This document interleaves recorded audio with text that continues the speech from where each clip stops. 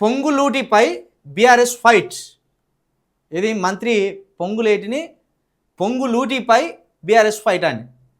పొంగులేటి లూటి పైన అన్నట్టు. పొంగులేటి లూటి పైన బీఆర్ఎస్ ఫైట్ చేసింది. ఎట్లా ఫైట్ చేసింది? ఇట్లా ఫైట్ చేసింది. పోడియం దగ్గరికి పోయి నిలబడి ఫైట్ చేసింది అన్నట్టు. మంత్రి అక్రమాలపై రోజంతా అట్టుడికిన అసెంబ్లీ. హౌస్ కమిటీకి పట్టు, బీఆర్ఎస్ సభ్యుల సస్పెన్షన్. సభను కుదిపేసిన పొంగులేటి సంస్థ అక్రమాలు విచారణ జరపాలంటూ బీఆర్ఎస్ ఆందోళన. స్పీకర్ పోడియం వద్దకు వెళ్లిన సభ్యుల నినాదాలు. నిరసన వేళ పెద్దెత్తున మార్షల్స్ మోహరింపు. అక్రమాలపై దొరికిపోవడంతో అధికార పక్షం ఆపసోపాలు. పలుమార్లు డైవర్షన్కు పాట్లు. అవినీతిపై సమాధానం చెప్పలేక అడ్డదారులు. కౌశిక్ అంశంతో తప్పుదారి పట్టించే యత్నం. పట్టుబీడని బీఆర్ఎస్ 4 గంటల పాటు నిరసన. చివరికి బీఆర్ఎస్ శాసనసభ్యుల సస్పెన్షన్. ఈ సెషన్ ముగిసే వరకు వర్తిస్తుందన్న స్పీకర్. ఇక సెషన్ ముగిసే వరకు వాళ్ళను అసెంబ్లీలో అడుగు కూడా పెట్టనీయలేరు, వాళ్ళు అసెంబ్లీకి కూడా రాలేరు. ఇట్లా మొత్తం ఇప్పుడు బీఆర్ఎస్ అడిగిన ప్రశ్నలకు రేవంత్ రెడ్డి గారు సల్ల చెమటలు పుట్టి ఆ సల్ల చెమటలు తుడుచుకొని ఇట్లా దెబ్బకే నీళ్లు తాగినట్టుగా ఒక ఫోటో పెట్టింది అన్నట్టు. నమస్తే తెలంగాణ పేపర్ ఉన్నది ఇందుకే. గ్రౌండ్లో ఫైట్ చేయలేని వాళ్ళని తీసుకొచ్చి ఇక ముఖ్యమంత్రిని ఫైట్ చేపి ముఖ్యమంత్రి మీద భయంకరమైన ఫైట్ చేస్తాను అన్నట్టు నమ్మించే ప్రయత్నం చేస్తారు. నిన్న అవుట్సోర్సింగ్ ఉద్యోగస్తులు ఇందిరా పార్క్ దగ్గర ధర్నా చేస్తాను. 5 లక్షల మంది అవుట్సోర్సింగ్ ఉద్యోగస్తులు ఉన్నారు.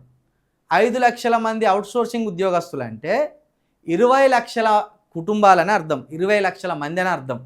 5 లక్షల కుటుంబాలు వేసుకున్న 20 లక్షల మంది ఉపాధి కోల్పోతున్నారు, దోపిడీదారుల ద్వారా నష్టపోతున్నారని అర్థం. ఈ ముఖాలు పోయినాయి ఆడికి. ఈ కేటీఆర్ ముఖం, ఈ హరీష్ రావు ముఖం అవుట్సోర్సింగ్ జాబ్ల దగ్గరికి పోయినలా.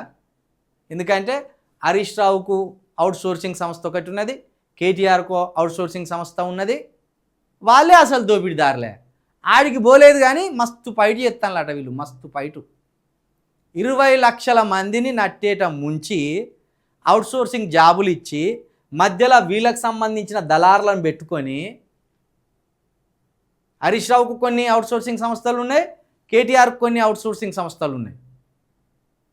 వాటి ద్వారా ప్రభుత్వము 40,000 శాలరీ వేసింది అనుకో ఒక అవుట్సోర్సింగ్ ఉద్యోగస్తునికి, వానికి 15,000 ఇస్తారు, వీళ్ళే మిగతా 25,000 వీళ్ళు. దోపిడీ గవిటి మీద కొట్లాడు. అది ప్రజా సమస్య. మిమ్మల్ని పట్టించుకుంటారా?